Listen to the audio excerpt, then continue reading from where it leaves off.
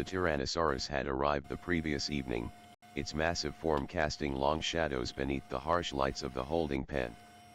There was something different about this one, something that made the air feel thick and unnerving. I remember the moment it was brought in, the way the ground trembled under its colossal feet, how the other animals went silent, as if they instinctively recognized the presence of something dangerous.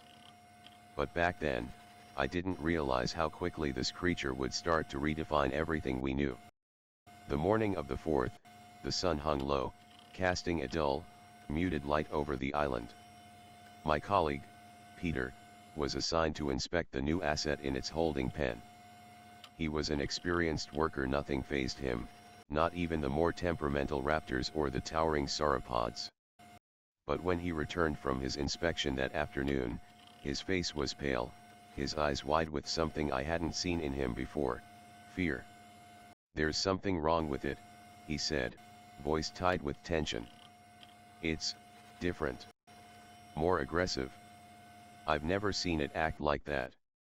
At first, I brushed it off.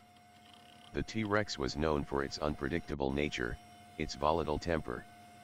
But something in Peter's voice lingered in the air, a sense of dread that I couldn't shake. He claimed the creature had been pacing back and forth, relentlessly eyeing him with a cold, predatory stare. Even from a distance, it had seemed more than just territorial.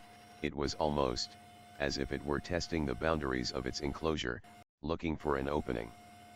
The day wore on, and though the tension between us had simmered down, I couldn't rid myself of the unease. By nightfall, a heavy silence fell over the compound.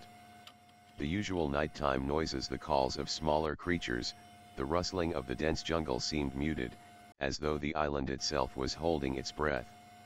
Around midnight, I was lying in bed, drifting in and out of sleep, when I heard it. A distant, low rumble that carried across the wind, a deep, throaty roar that sent a chill straight to my bones. It was not the usual bellow of the Tyrannosaurus, but something more guttural, more ferocious. It echoed through the dense jungle and vibrated in my chest, almost as if the earth itself was trembling beneath me. I couldn't ignore it. Something wasn't right. I grabbed my flashlight and made my way out into the night. The air was thick with humidity, the kind that clung to your skin and made every breath feel heavier.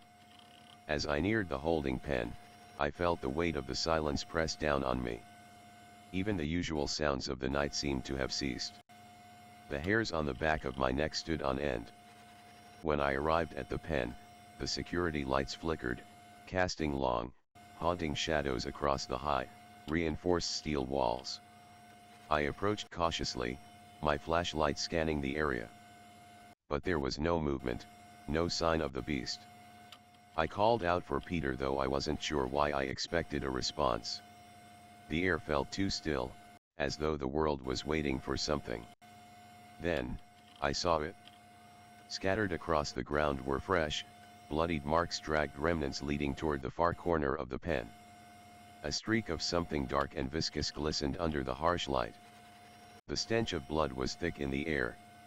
I rushed forward, my heart pounding in my chest. The light caught something in the corner, a heap of torn clothing, and beneath it what was left of Peter. He had been obliterated. His body was mangled, unrecognizable except for a faint patch of his uniform and the glint of his watch. It was clear that whatever had happened wasn't just an attack, it was deliberate, violent, like the creature had found something in him to target, something personal. A brutal precision that I had never seen before in any of the other animals. I stood there for a long time, unable to move, paralyzed by a deep, visceral terror that had no words. The beast had not just been aggressive. It had been purposeful. The sound of my breath was too loud in the stillness. Then, in the distance, I heard the faintest echo of the roar again, closer this time, and I realized that the worst part wasn't the death I had just witnessed, but the realization that this creature was no longer just a threat to the workers, it was a threat to all of us.